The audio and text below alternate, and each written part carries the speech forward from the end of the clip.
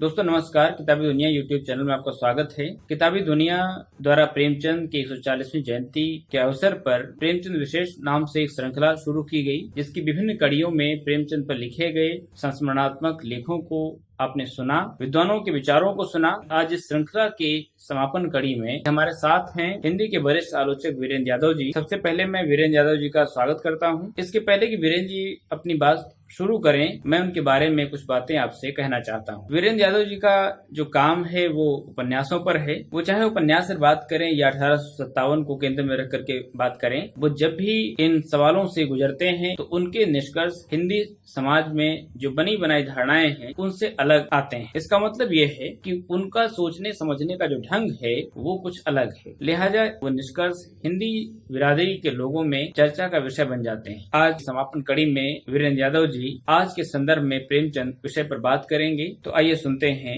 वीरेंद्र यादव जी को। धन्यवाद विपिन जी। मैं आभारी हूँ कि किताबी दुनिया ने अपने इस आयोजन में मुझे बातचीत का ये अवसर दिया। प्रेमचंद की 140वीं जयंती जब हम मना रहे हैं और भारत की आजादी को लगभग 73 वर्ष होने को है, तो जिस स्वाधीनता संग्राम में प्रेमचंद ने अपने लेखन के माध्यम से, अपनी वैचारिक अभिव्यक्तियों के माध्यम से हस्तक्षेप किया और स्वाधीनता के बाद आज का जो भारत बना, और समसामयिक संदर्भों में जब हम प्रेमचंद को याद करते हैं तो कई तरह के प्रश्न और कई तरह की चुनौतियां हमारे सामने प्रस्तुत होती। हम आप सभी जानते हैं कि प्रेमचंद एक कालजयी लेखक थे और किसी कालजयी लेखक पर विचार उसी तरह नहीं किया जा सकता जिस तरह किसी भाषा के किसी भी लेखक पर किया। प्रेमचंद दृष्टा लेखक थे। अपने समय का यथार्थ, अपने समय की संवेदना, अपने समय की चुनौतियों से रूबरू थे ही, लेकिन वे भारतीय समाज को जिस तरह से विश्लेषित करते थे वो एक भविष्यगामी दृष्टि थी, और उसी का परिणाम है कि आज के भारत के बारे में भी सोचते हुए हम प्रेमचंद के लेखन को बार बार याद करते हैं।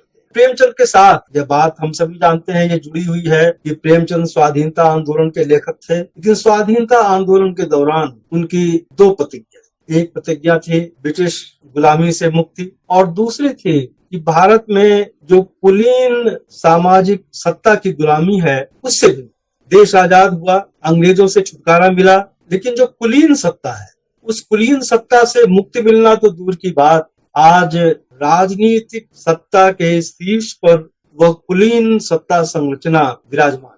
यानी स्वाधीनता के आंदोलन में जिस वर्णाश्रमी जाति आधारित श्रेष्ठ कुलीन संरचना की कोई भूमिका नहीं थी, लगभग भूमिका नहीं थी, वो हाशिए पर था, और जिससे कि प्रेमचंद का संकल्प था कि इससे मुक्ति प्राप्त करनी है, आज वो राजनीतिक सत्ता के शीर्ष पर है। तो इस तरह प्रेमचंद के विचार और प्रेमचंद का लेखन और भी अधिक प्रासंगिक हो जाता है। हमें ये याद रखना चाहिए कि प्रेमचंद अपने कथा साहित्य के माध्यम से, अपने वैचारिक साहित्य के माध्यम से भारतीय समाज में संपूर्ण मुक्ति का आह्वान कर, इस संपूर्ण मुक्ति का आह्वान करते हुए उनके लेखन और विचारों के केंद्र में समाज का जो हाशिए का वर्ग था वो स्त्री, दलित, किसान, अल्पसंख्यक और मेहनतकश समुदाय शामिल था। इसका जीवन, इसके संघर्ष, इसकी चिंताएं उनके साहित्य और विचार के केंद्र में थी। यह अनायास नहीं है कि जब प्रेमचंद हाशिए के इस समाज को साहित्य के केंद्र में रख करके विचार और लेखन कर रहे थे तो समाज की जो कुलीन शक्तियां थी उन्होंने उनका भरपूर विरोध किया। उन्हें हिंदू द्रोही करार दिया गया, उन्हें समाज द्रोही कहा गया, उन्हें ब्राह्मण द्रोही कहा गया। आज अगर हम भारतीय समाज की स्थितियों को देखें तो हमारे ध्यान में आता है कि पिछले कुछ वर्षों में अभिव्यक्ति के कारण कुछ लेखकों और कुछ बुद्धिजीवियों की हत्याएं तक, नरेंद्र दाभोलकर, गोविंद पानसारे, MM कलबुर्गी, गौरी लंकेश, सहज ही ये नाम याद आते हैं। इसके अलावा इन दिनों कुछ पुस्तकों पर भी प्रतिबंध की मांग की गई, जुलूस जलसे निकाले गए, प्रदर्शन किए गए और देश की सर्वोच्च अदालतों के दरवाजे भी हटाए गए और इनके निशाने पर जो कुछ लेखकों के नाम तत्काल याद आ रहे हैं, जैसे कि पेरुमल मुरुगन, कांचा इलैया, आनंद तेलतुंबडे आदि। तो यह विचार करने की बात है कि जिन बौद्धिकों और विचारकों की हत्याएं हुई या जिन पुस्तकों पर प्रतिबंध की मांग की गई, ये कौन से लेखक थे, किन विचारों को प्रतिपादित कर रहे थे और किस सत्ता को प्रश्नांकित कर रहे थे। तो बहुत स्पष्ट है कि ये उसी कुलीन सत्ता को, वर्णाश्रमी जातिगत संरचना को सवालों के कटघरे में रख रहे थे। प्रेमचंद ने भी ये किया था, लेकिन प्रेमचंद ये तब इसलिए कर सके थे ताकि उस दौर में विवाद तो करते थे, ये सवाल तो उठाते थे, ये निंदा अभियान तो चलाते थे, लेकिन ये इतनी सशक्त और इतनी स्वयं को निडर नहीं महसूस करती थी कि हत्याएं तक करें। तो तब की स्थिति में और आज की स्थिति में यह अंतर आया, यानी कि प्रेमचंद ने अपने जीवन में और अपने लेखन में जो संघर्ष किया था, आज हमारे भारतीय समाज और राजनीति की स्थिति कुछ वहीं पर है। तो मुझे याद आता है कि इस संबंध में प्रेमचंद का वो लेख, क्या हम वास्तव में राष्ट्रवादी हैं, इसलिए भी यह लेख याद आता है कि इस लेख में उस राष्ट्रवाद को प्रश्नांकित किया जिस राष्ट्रवाद के आवरण में विघटनकारी शक्तियां, समाज को बांटने वाली शक्तियां, ऊंच नीच में भेद करने वाली शक्तियां अपना वर्चस्व कायम करना चाहिए। इसीलिए उस लेख में प्रेमचंद ने लिखा कि राष्ट्रीयता की पहली शर्त वर्ण व्यवस्था को जड़ से उखाड़ दे। और उसी लेख में उन्होंने यह भी लिखा कि अंग्रेजों से आजादी जितनी जरूरी है, उससे कहीं अधिक जरूरी इस सामाजिक गुलामी से आजादी की है। प्रेमचंद इस सामाजिक गुलामी को कितना महत्व दे, यह भी सोचने की बात है। खाली प्रेमचंद के विचार का ही मसला नहीं है। क्या हम प्रेमचंद की कहानियों को, प्रेमचंद के उपन्यासों को, जो भारतीय समाज की एक शोषण की जो एक पद्धति है, जो भारतीय समाज की संरचना है, जिसमें जातिगत संरचना के तहत शोषण आज तक जारी है, बिना उसको समझे हुए क्या हम प्रेमचंद की कहानियों को, प्रेमचंद के उपन्यासों को भी समझ सकते हैं? जरा सोचिए, उनकी कहानी सदगत, दादाजी का भोग, सवा सेर गेहूं, ठाकुर का कुआं, मंदिर या कि गोदान उपन्यास ही अगर पाठक को भारतीय समाज की वर्णागत संरचना की समझ न हो तो वो ये नहीं समझ पाएगा कि ठाकुर का कुआं की गंगी के कुएं से पानी लेने पर ऐसी स्थिति क्यों आ जाती है, या मंदिर कहानी में सुखिया के प्रवेश पर क्यों इस तरह की स्थितियां आ जाती हैं, या सदगत कहानी में की जो स्थिति है वो किस व्यवस्था की उपज है। तो जाहिर है इन कहानियों को समझने के लिए जातिगत भेद को, यानी जो ऊंच नीच का भेद जाति आधारित था, उसे समझा जाना आवश्यक। वो खाली गरीब अमीर के अंतर से नहीं समझा जा सकता, खाली वर्ग की व्याख्या से उसे नहीं समझा जा सकता। तो हुआ क्या? हुआ यह कि कई तरह से प्रेमचंद को समझने के तरीके जो अपनाए गए, उसमें कुछ कुपाठ किए गए, कुछ उनको अधिग्रहण करने के कारण जो है प्रविधि अपनाई गई, और कुछ खास अपनी समझ, अपनी प्रविधि को प्रेमचंद के ऊपर लादा गया। इससे यह हुआ कि प्रेमचंद के बहुत से साहित्य की उस तरह व्याख्या नहीं हुई जिन संदर्भों में उन्होंने उसे लिखा था। उदाहरण के लिए कि अगर गोदान में होरी की समस्या को सिर्फ कर्ज की समस्या समझा जाएगा तो हम गोदान को उसके सही परिप्रेक्ष्य में शायद नहीं समझ सकते, क्योंकि गोदान के दाता दीन कैसे पुरोहित से महाजन बन गए, होरी कैसे किसान से मजदूर बन गया, इस समूची प्रक्रिया में दाता दीन का वर्ण के उच्च पायदान पर होना और होरी का वर्ण के निम्न पायदान पर होना एक खास महत्व रखता है। अगर सिर्फ वर्ग के आधार पर प्रेमचंद की कहानियों का विश्लेषण किया जाएगा, उसको समझने का प्रयत्न किया जाएगा, तो उनके कुछ साहित्य को परे रख देना। यही हुआ। डॉक्टर रामविलास शर्मा जी ने प्रेमचंद पर अत्यंत महत्वपूर्ण पुस्तक लिखी। 1940 में पहले उन्होंने लिखी प्रेमचंद पर एक छोटी पुस्तक, फिर उसका और परिवर्धित स्वरूप उन्होंने प्रेमचंद और उनका युग के नाम से एक पुस्तक लिखी। प्रेमचंद को उस दौर में संपूर्णता से समझने के लिए, उनका परिचय प्राप्त करने के लिए रामविलास जी का वो महत्वपूर्ण योगदान। लेकिन प्रेमचंद की समूची कथा दृष्टि, प्रेमचंद की समूची सामाजिक दृष्टि के अवगाहन के लिए मुझे कम से कम जो वर्ग दृष्टि डॉक्टर रामविलास जी ने अपनाई है वो अपर्याप्त लगती है। आज इतने समय के बाद जब हम प्रेमचंद पर एक तरह से पुनर्विचार कर रहे हैं, तो हमें ये सोचना चाहिए कि हम अब तक जिस तरह से हमने व्याख्या की है, जिस तरह से उनका विश्लेषण किया है, उससे आगे की व्याख्या, उससे आगे के विश्लेषण और अधिक प्रासंगिक विश्लेषण किए जाने की जरूरत है।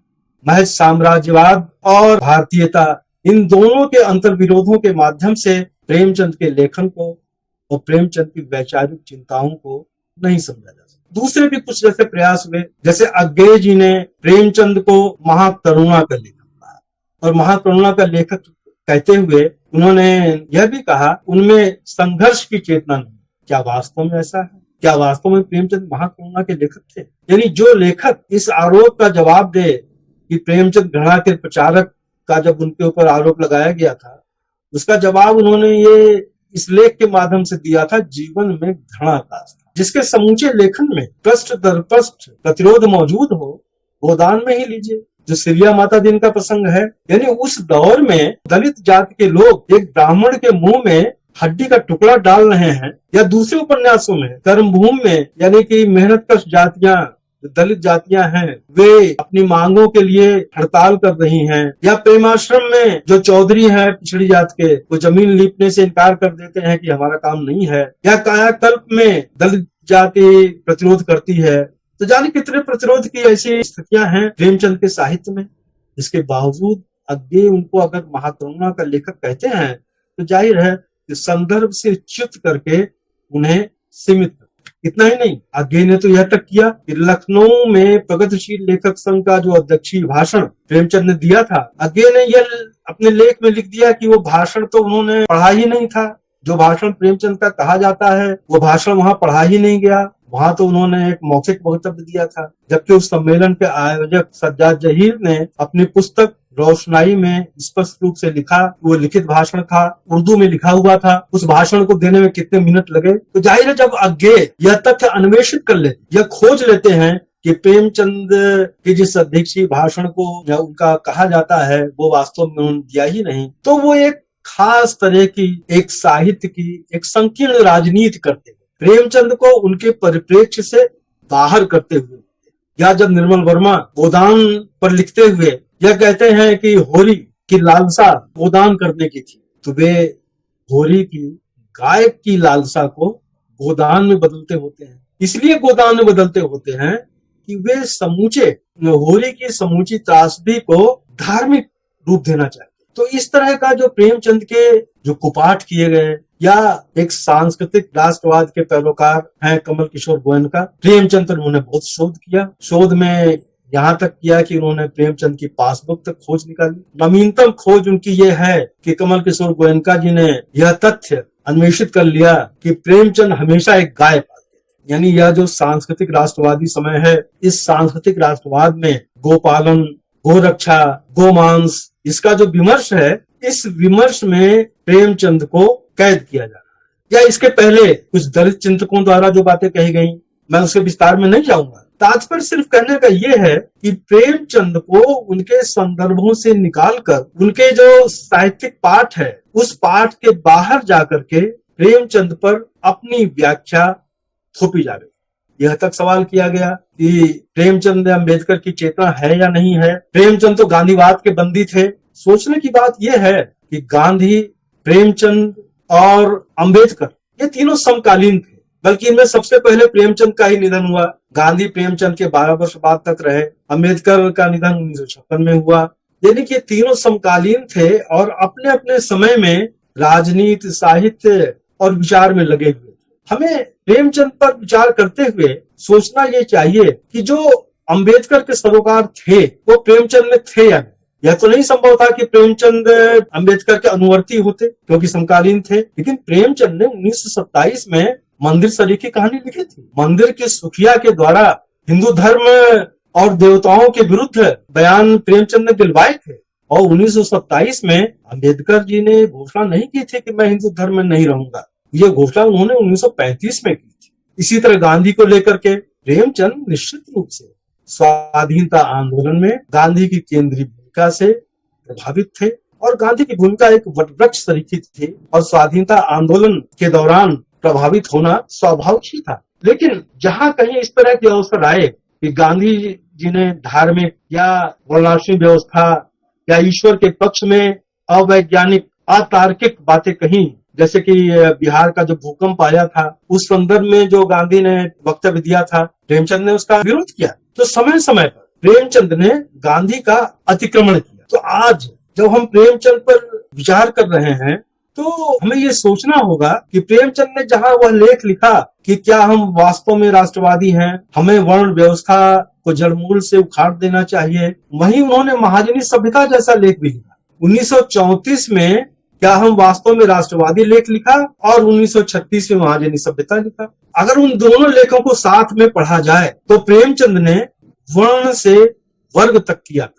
तो अगर हमको प्रेमचंद ने वर्ग तलाशना है तो उनकी वर्ण से जो यात्रा शुरू की, हमें वहां तक जाना। प्रेमचंद पर विचार करते हुए हमें ये भी सोचना चाहिए कि प्रेमचंद का स्वयं का आचरण क्या था। देखिए, व्यक्तिगत जीवन में अपनी बेटी की शादी में उन्होंने कन्यादान नहीं किया। शिवरानी देवी ने लिखा है कि उनसे जब परिवार के लोगों ने कहा तो उन्होंने कहा कन्यादान की वस्तु नहीं है। इसी तरह उन्होंने अपने मित्र मुंशी दया नारायण निगम की बेटी की शादी में जाने से इनकार कर दिया, इसलिए कि उन्होंने अंग्रेजों को बुलाया था। प्रेमचंद ने कहा कि भाई, जो अंग्रेज तुम्हारी अवमानना करते हैं, तुम्हें दूसरे दर्जे का व्यक्ति मानते हैं, तो उनसे ये मैत्रीपूर्ण रिश्ता क्यों रखते हो कि उनको अपनी बेटी की शादी में आमंत्रित करते हो।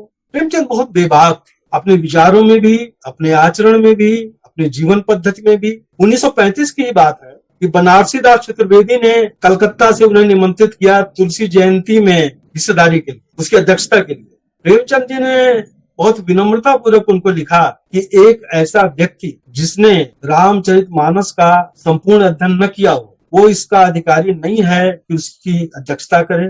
फिर उन्होंने कहा कि दूसरा ये है कि तुलसी ने जिस तरह से पारलौकिक परिकल्पनाएं की हैं, जिस तरह की स्थापनाएं उससे की हैं, मेरी उससे सहमत नहीं है और मेरी वो समझ में नहीं आती हैं, इसलिए मैं नहीं समझता कि मैं तुलसी जयंती की अध्यक्षता की। अब आप देखिए कि प्रेमचंद समूचे भारतीय समाज या हिंदी भाषा के सर्वाधिक लोकप्रिय लेखक, और तुलसीदास की रामचरितमानस भी अत्यंत लोकप्रिय कृति।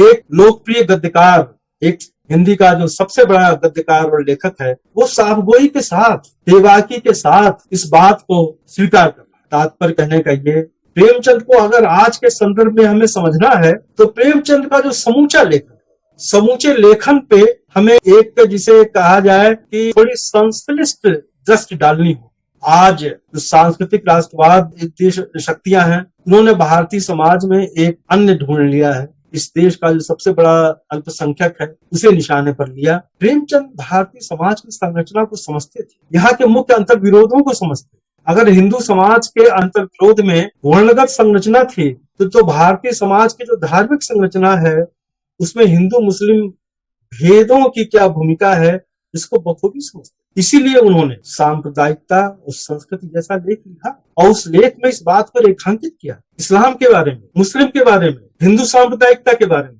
कि इन सब का भेद किस तरह के एक जिसे कहा जाए मिथ्या धारणाओं के आधार पर है। हम अपने पड़ोसी का धर्म नहीं जानते, हम अपने पड़ोसी का जीवन नहीं जानते, हम जो एक दूसरा धर्म है जिसके मानने वाले हमारे अगल बगल, हमारे गली मोहल्ले, हमारे गांव के अंदर के लोग हैं, उस धर्म को नहीं जानते। उनका हमें जानना चाहिए और उसकी जो भ्रांतियां थी उन भ्रांतियों को निवारण करने की उन्होंने कोशिश की अपने लेखन के द्वारा। आचार्य चतुर्सेन उसी दौर के हिंदी के लेखक थे, उन्होंने एक पुस्तक लिखी इस्लाम का विश्व वृक्ष। प्रेमचंद ने उनकी बहुत लांत मलामत की और उन्हें लगभग डांटते हुए ऐसा कहा कि भाई, तुम तो मनुष्यता के दुश्मन हो, इस तरह का लेखन करके तुम एक लेखक की भूमिका का निर्वाह नहीं कर रहे हो, इस तरह के लेखन से बाहर जाओ। और खुद उन्होंने अपनी कहानियों में, या जो उनका जो करबला नाटक था, या जो दूसरा उनका पैगंबर मोहम्मद की उन्होंने एक छोटी सी एक जीवनी परक लेख लिखा, इस तरह के उन्होंने बहुत से काम किए। आज गाय का मसला, गोरक्षा का मसला ये है, हम प्रेमचंद से सीख सकते हैं कि प्रेमचंद की दृष्टि कितनी अग्रगामी थी, कितनी वैज्ञानिक थी, और एक दूरदृष्टा की तरह भारतीय समाज की एक भविष्यकामी परिकल्पना वो कैसे कर। उनका जो अंतिम उपन्यास जो लिख रहे थे, मंगलसूत्र, जो अधूरा रह गया, जिसका कि नायक देव कुमार को वो जिस परिवर्तनकामी चिंतन से लैस कर रहे थे, वो उनकी संकल्पना थी कि आने वाले समय में एक लेखक को, एक बौद्धिक को कैसा होना चाहिए। तो प्रेमचंद महज एक कथाकार ही नहीं थे, वो एक संपादक भी थे। हंस का संपादन किया, जागरण का संपादन किया और उसके जोखिम उठाए। समय समय पर वो पत्रिकाएं उन्हें बंद करनी पड़ी, उसकी जमानत भी देनी पड़ी। और एक सार्वजनिक बुद्धिजीवी की जो भूमिका होती है, तो प्रेमचंद उस सार्वजनिक बुद्धिजीवी की भूमिका में थे। यह अकारण नहीं है। उनका पहला ही कहानी संग्रह 1908 में सोजे वतन अंग्रेजों ने जब्त किया, उसकी बची हुई प्रतियों को जलाया। सरकारी नौकरी में थे, उनके लेखन पे बहुत तरह की बंदिशें लगाने की कोशिश की गई। 1921 में गांधी जी के आह्वान पर उन्होंने अंग्रेजों की नौकरी से इस्तीफा दिया। तो ऐसे थे प्रेमचंद, अपने जीवन में, अपने लेखन में, अपने आचरण में। अगर आज आधुनिक हिंदी साहित्य, यानी उन्होंने आधुनिक हिंदी साहित्य की डगर बनाने के साथ, स्वाधीनता आंदोलन में हिस्सेदारी करने के साथ लेखक की भूमिका और जो साहित्य की कसौटी बदलने का उन्होंने जो आह्वान किया, जो लखनऊ के प्रगतिशील लेखक संघ का उनका अध्यक्षीय भाषण है, वो अध्यक्षीय भाषण आज भी समूचे लेखक समुदाय का एक घोषणा पत्र से लिखा है। ये एक लेखक की भूमिका होनी चाहिए। साहित्य की भूमिका क्या होनी चाहिए? तो साहित्य को समाज से जोड़ करके, साहित्य को राजनीति का पिछलग्गू न बना करके, राजनीति का एडवांस गार्ड की भूमिका में डालकर, राजनीति के आगे चलने वाली मशाल दिखाती सच्चाई के रूप में प्रस्तुत करने का उन्होंने आह्वान किया। तो आज हमारे भारतीय समाज की जो चुनौतियां हैं, उसके संदर्भ में एक लेखक समुदाय को मुझे लगता है ये सोचना चाहिए कि हम प्रेमचंद की परंपरा को, प्रेमचंद की वैचारिकता को, प्रेमचंद के कथा साहित्य को उसके सही संदर्भों में ग्रहण कर रहे हैं या नहीं। यानी हम प्रेमचंद की परंपरा के सही वारिस हैं भी या नहीं। तो हमें एक बार फिर, यानी जो प्रेमचंद का जो समूचा साहित्य है, मैं समझता हूँ वो एक काल पात्र से लिखा है। यानी कि अगर भारतीय समाज की समूची संरचना समझनी है, स्वाधीनता आंदोलन की विभिन्न परतें समझनी है, तो हमें प्रेमचंद की वैचारिकता को सही संदर्भों में विश्लेषित करने की एक जरूरत है। प्रेमचंद एक दृष्टा लेखक थे। आजाद भारत की संकल्पना कैसे हो, उसका स्वरूप कैसा बने, उसको लेकर के उनका चिंतन भविष्यगामी था। तो आज 140वीं जयंती पर उनको याद करते हुए महज एक कथाकार के रूप में ही नहीं, बल्कि एक समूचे जन बुद्धिजीवी के रूप में उनकी भूमिका को याद करते हुए हमें उनसे प्रेरणा लेनी। और जो उम्मीदें उन्होंने लेखक समुदाय से की थी, साहित्य के लिए जो भूमिका निर्धारित की थी और भारतीय समाज के लिए जो सपना देखा था, मैं समझता हूँ कि उस सपने को पूरा करने और अपनी लेख की भूमिका को सही संदर्भों में समझने की, और साहित्य को उन्होंने कहा था कि मन बहलाव की चीज साहित्य नहीं, साहित्य को उपयोगितावाद की कसौटी पर निरखते और परखते। साहित्य की सफलता में ही वो विश्वास नहीं करते थे, साहित्य की सार्थकता में भी विश्वास करते। जो प्रेमचंद ने कसौटी निर्मित, मैं समझता हूँ कि आज हमारा समाज जिन झंझावातों में है, इन झंझावातों के बीच एक रास्ता तलाशते हुए, एक बौद्धिक चेतना ग्रहण करते हुए, आत्मालोचना के भाव से हमें प्रेमचंद के साहित्य और प्रेमचंद के विचारों के नजदीक जाना। आज का ये अवसर मैं समझता हूँ आत्मालोचन का भी अवसर है, समूचा है। अगर इस 140वीं जयंती यह कर सके तो मैं समझता हूँ प्रेमचंद को याद करने का सबसे बेहतर होगा। किताबी दुनिया ने ये समूचा आयोजन किया और मुझे यह अवसर दिया, इसके लिए एक बार फिर इसका आभार और धन्यवाद। आपने जो बातें कही हैं वो कुछ नई तरह की बहस हिंदी में जरूर निर्मित करेंगी और ये जरूर एक बार सोचने को मजबूर करेंगी कि हम प्रेमचंद को सही संदर्भों में पढ़ें और समझने का प्रयास करें। आज के सवालों को समझने के लिए भी प्रेमचंद से हम दृष्टि ले सकते हैं, बशर्ते हम उनका सही तरह से पाठ करें। मैं किताबी दुनिया की तरफ से आपका बहुत बहुत धन्यवाद करता हूं कि आपने हमारे आमंत्रण को स्वीकार किया और इस श्रृंखला का आप अभिन्न हिस्सा बने। आपका बहुत बहुत धन्यवाद। धन्यवाद।